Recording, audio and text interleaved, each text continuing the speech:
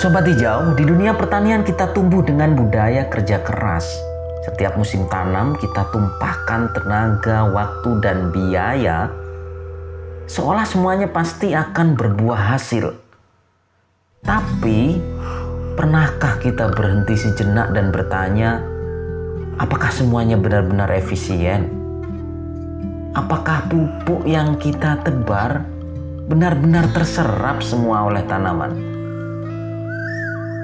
Apakah air yang kita siram memang dibutuhkan saat itu juga? Faktanya, banyak sumber daya yang terbuang sia-sia. Bukan karena kita malas, bukan. Tapi karena kita belum tahu secara pasti apa yang benar-benar dibutuhkan tanaman dan kapan.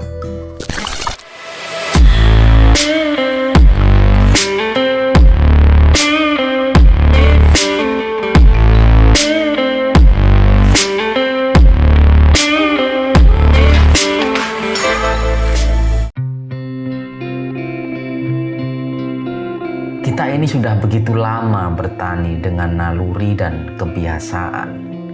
Tanpa sadar, kita menyiram saat belum tentu tanah itu butuh. Menebar pupuk pun tanpa tahu apakah tanahnya siap menerima. Kita bekerja begitu keras, tapi seringkali hasilnya masih bergantung pada untung-untungan.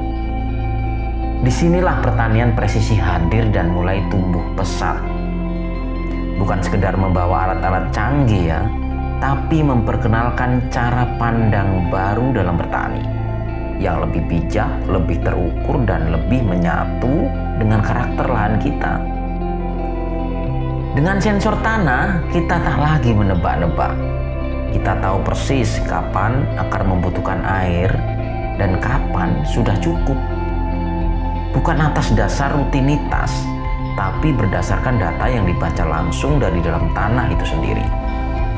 Dengan peta kesuburan, pupuk tak lagi ditebar merata, karena setiap petak tanah punya kondisinya sendiri. Ada yang subur, ada yang mulai menurun daya dukungnya, dan semuanya butuh perlakuan yang berbeda.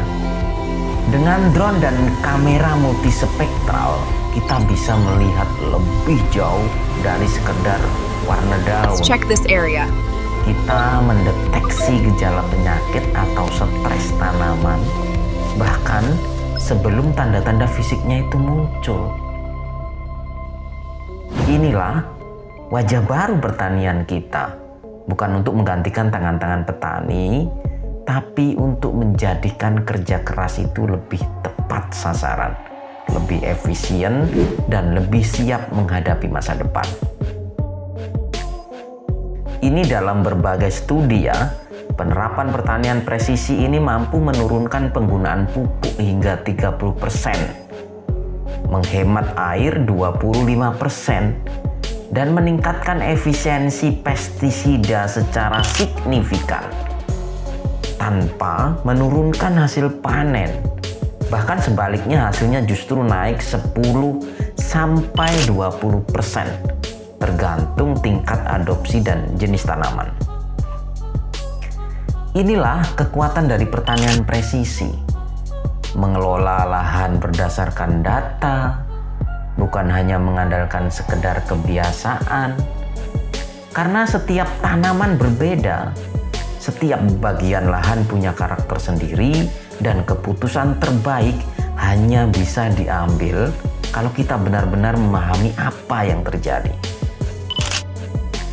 Ngapain ngomongin pertanian presisi? Wong pupuk aja masih langka di lapangan. Betul. Kita nggak bisa tutup mata. Pupuk masih sering langka. Harga naik turun dan distribusinya sering nggak merata. Tapi justru dari situlah kita belajar satu hal penting loh ya. Kita nggak bisa terus bergantung pada sistem yang nggak pasti. Pertanian presisi bukan soal alat canggih semata loh, tapi soal mengatur ulang cara berpikir. Bagaimana kita bisa lebih hemat pupuk, lebih tepat dalam memberi, dan tidak lagi boros hanya karena kebiasaan.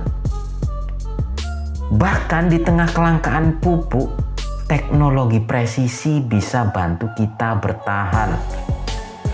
Bukan menggantikan pupuk, bukan, tapi membantu kita menggunakannya lebih bijak dan efisien. Pertanian presisi itu bukan masa depan lagi loh ya, tapi kebutuhan hari ini. Tapi di negeri ini jalan menuju ke sana masih penuh tantangan. Alat canggihnya mahal, akses internet terbatas, dan banyak petani belum familiar dengan teknologi digital. Bukan karena mereka tak mau belajar loh, tapi karena belum ada pendampingan yang cukup. Dan belum semua teknologi dibuat untuk skala kecil seperti yang umum di negeri ini. Tapi bukan berarti petani kecil tidak bisa ikut maju.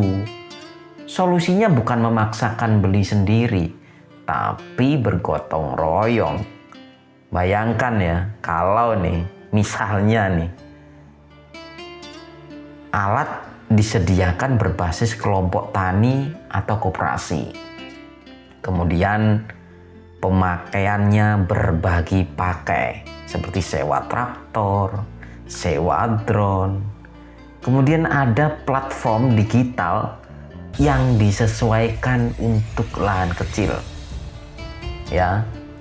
Kemudian pemerintah dan swasta pun ikut andil lewat subsidi alat dan pelatihan digital. Dah, selesai itu masalah. Tapi teorinya. Dan lagian ya, teknologi tersebut jadi alat bersama kok. Dan bukan lagi jadi barang mewah. Dan kemajuan pertanian tak lagi milik yang besar saja, tapi juga milik mereka yang bersatu dan cerdas melihat peluang.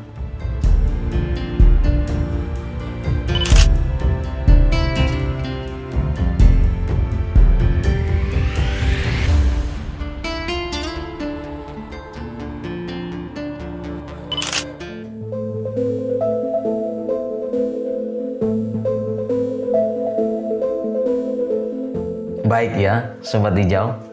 Sebenarnya pembahasan pertanian presisi ini hanya sekedar iseng. Ya, hitung-hitung buat melengkapi obrolan akhir pekan Sobat Hijau semua. Sambil nyeruput kopi hitam nih, ya. Lihat langit sore, lihat senja, terus ngomong. Di negeri ini sistem pertanian kadang lebih butuh doa daripada data. Bayangin saja.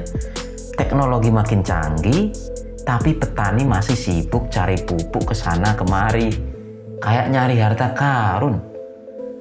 Coba kalau petani bisa ngatur pupuk pakai sensor, pakai data tanah, kelembapan, cuaca, semua serba presisi. Tapi ya gitulah, belum mulai tanam, udah stres soal pupuk subsidi, belum panen, harga udah jatuh duluan. Apalagi mau pakai drone. Wah, sinyal aja kadang masih timbul tenggelam, ya kan? Kayak harapan petani itu. Jadi ya sudahlah.